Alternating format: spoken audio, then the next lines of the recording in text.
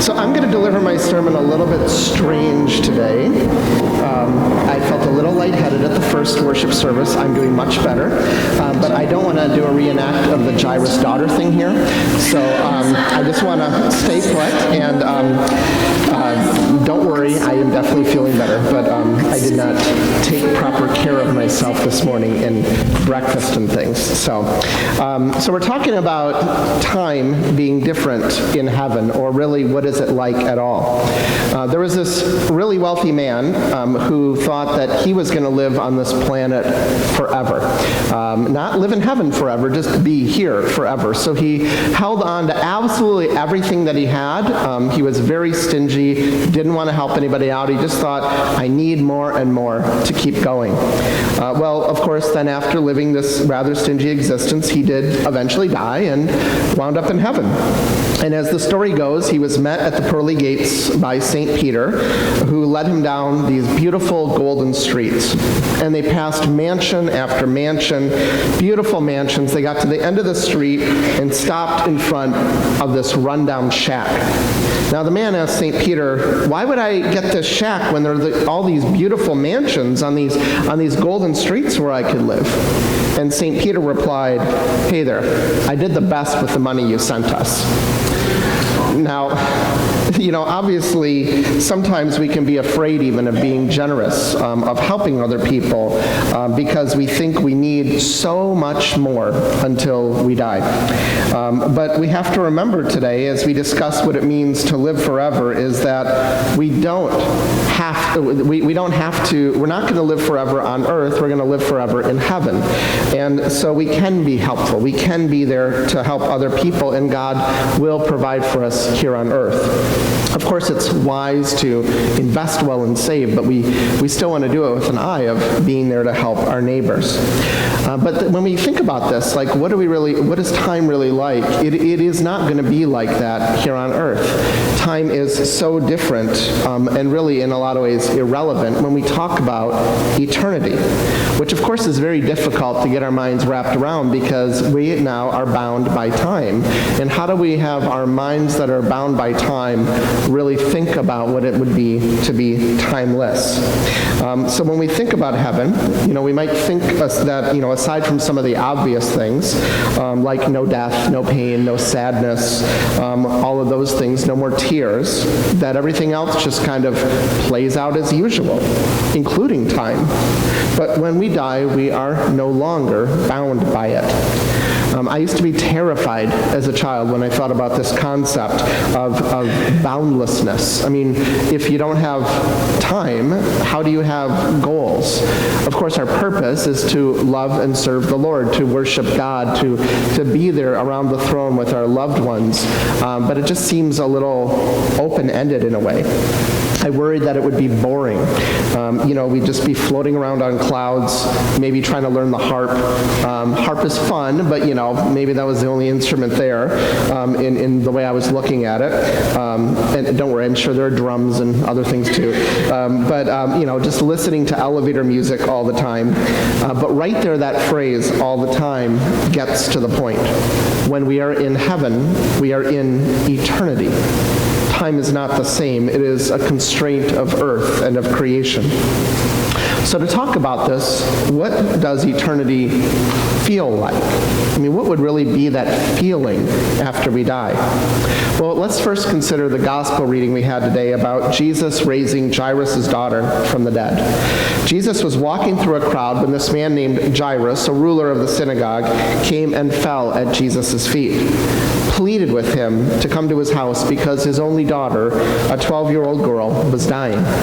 And Jesus told Jairus that he would go, and as they're on their way, he's sidetracked a little bit, and then somebody from the house of Jairus came and said, "Sir, your daughter is dead. Don't bother the teacher anymore." And hearing this, Jesus said to Jairus, "Don't be afraid, just believe, and she will be saved." And Jesus arrived at the house, didn't let anybody go in except Peter, John, and James, and the child's father and mother. Peter, John, and James were like, when you look at it, really Jesus, he had these 12 good friends, but those are like the three that he really did some pretty spectacular stuff with, like Mount of Transfiguration and so on, kind of things. So meanwhile, as all the people are wailing and mourning, Jesus said to them, stop wailing. She's not dead. She is just asleep. And of course, they laughed at him because they knew that she was dead. And the thing is, she was dead. The point of the story, of course, is not that Jesus made some really bad medical diagnosis. So Jesus went inside, took the girl by the hand, and said, "My child, get up." And at once her spirit returned, and she stood up. Jesus then told them to give her something to eat, and her parents were astonished. Now, the point I want to mention right now is this. When this girl died, Jesus said that she was only asleep. And then they woke her up, the spirit returned, and she was raised from the dead. There's something different going on in here. He's talking about it as a form of sleep, as opposed to just death in that way. Years ago when Nikita Khrushchev died, Nikita Khrushchev was the leader of the Soviet Union. When he died, there was this kind of humorous story floating through political circles.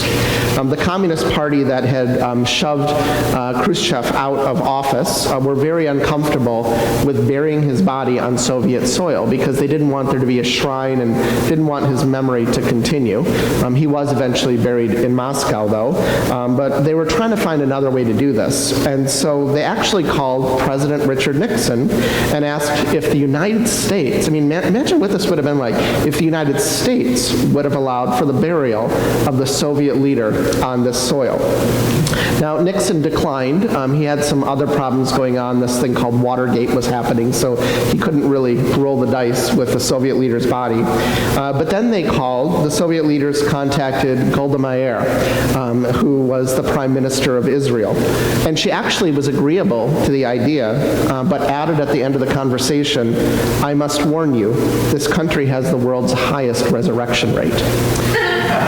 You might not want them back. So that story of Jesus bringing Jairus' daughter back to life reminds us of, that death it's just kind of, if it's like sleep, it's kind of like some sensory deprivation tank. If you were to black out all the lights, turn off the alarm clock, lay down in an astonishingly comfortable bed, put in earplugs, turn on the sound machine so you really can't hear anything almost at all. The bottom line is, once you go to sleep, you have no idea how long you've slept when you wake up. That's actually the nature of a good night's sleep.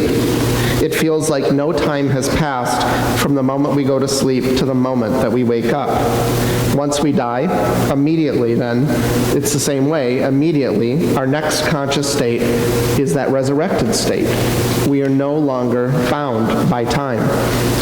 A very telling scripture in this regard is when Jesus was hanging on the cross with the thieves on each side of him. And after tons of people mocked him, including one of the criminals, the other criminal turned to Jesus and said, "Jesus, remember me when you come into your kingdom."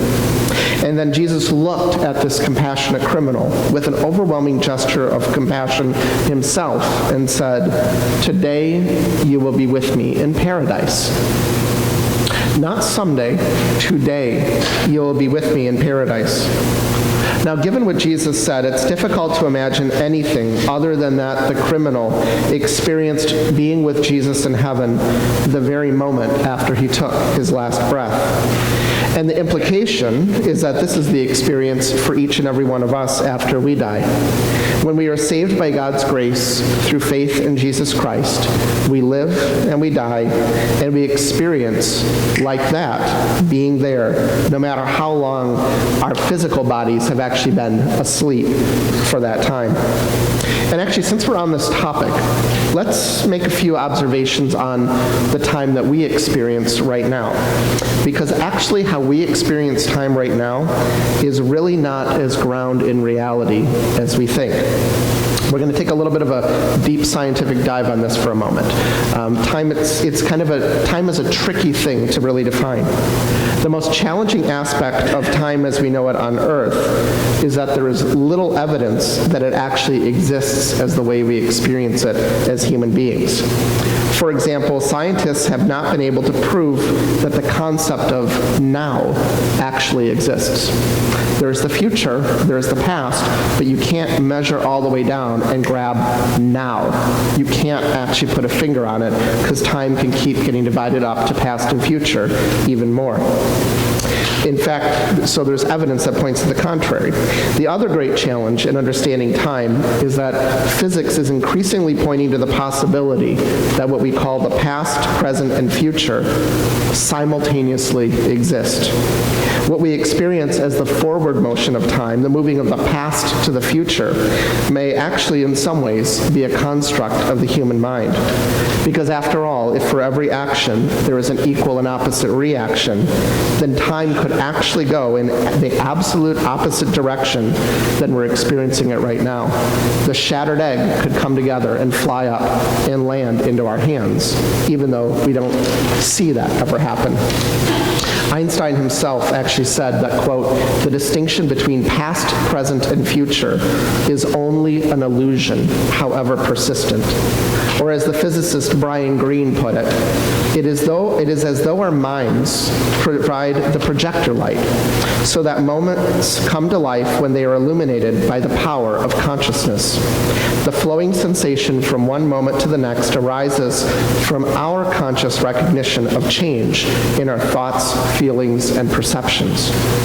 And Paul Davies, another scientist, stated that this perception that the past and future occur at different times, quote, "is disturbingly at odds with the ideas of physicists and philosophers, because if time is a dimension like those of space, then yesterday, today, and tomorrow are all equally concrete and determined. The future exists as much as the past does. It is just a place that we have not yet visited." And if we really want to stretch our brains a bit, the Heisenberg uncertainty principle implies that if the future is open to be changed, so is the past. You know, one of the greatest leaps I had in my prayer life was when I realized I could start praying about things in the past. Actually pray into the past. Because God is the Alpha and the Omega, the beginning and the end. God is. God is. God's not experiencing this flow of time, so why not pray about something in the past? It was a moment where I realized 2 hours earlier I had no idea what the results of something were. Well, so I could just take that extra leap of faith and say, okay, Lord, you know what happened, and I'm asking that if it's in your will, that this is what happened. Just to start to tease that open a bit and think, what does it mean not just to pray about things coming forward, but things that have already been? In a lot of ways, we already do that. We just don't realize it. When we thank God for something that's already happened, we are thanking God for an action in the past. We are praying already to some degree about things that have been, or at least have been in the way that we perceive them. You know, so again, it may be difficult to think about timelessness, a life that's not bound by time, and why, you know, no matter how long it takes God to put together our resurrected body, you know, just to think about what that's like, that timelessness. But as we discussed during that earlier sermon on the moment of death, it is just like blinking. It seems that fast. It's just like that beautiful deep sleep, like Jesus was referring to. And to me, that's actually pretty encouraging, even though to others it might be a little frightening. And it can seem frightening because it does seem to carry this big unknown, because we really don't know what it's like to experience it. There was a person named Sarah Winchester who really had this just terrifying fear of both timelessness in heaven as well as being bound by time right now. And it turned into this obsessive fear of death. Sarah Winchester's husband was the one who invented and manufactured the Winchester rifle. And her husband had acquired a fortune by manufacturing and selling these. After he died of influenza in 1918, she moved to San Jose, California. And Sarah was convinced that the dead souls of the many Native Americans who lost their lives because of the Winchester rifles were actually haunting her. Sarah sought out a medium to contact her dead husband. By the way, I do not recommend doing that, but that's what she did. And the medium told her, as long as you keep building your house, you will never face death. She believed the medium, and so she bought an unfinished 17-room mansion and started expanding it. You know, a little fixer-upper kind of thing. So the 17-room mansion, the project continued until she died at the age of 85. And do notice, she did still die. The mansion cost $5 million at a time when the average worker earned 50 cents a day. The mansion had 150 rooms, 13 bathrooms, 2,000 doors, 47 fireplaces, and 10,000 windows. Quite a project. She also left enough money and materials that they could have kept building it for another 80 years. Now today this house stands more as a tourist attraction than anything else. It's a silent witness to the power that death has to hold millions of people in fear. But the good news for us this morning is we do not have to be afraid of death, and we do not have to be afraid of the timelessness of eternity, as hard as it is to get our minds wrapped around it. We have a loving God who has prepared the best for us. We have a loving God who desires for us to be in that eternity with God and with our loved ones. We have a loving God who, through Jesus and the sacrifice that he offered for us on the cross, opens that door for us to be in that eternity forever. So even though it's impossible to completely wrap our minds, our limited minds, around this experience of not being bound by time, we do know that the experience we will have will be for the better for us, because eternity, like the rest of heaven, will be breathtaking. Amen.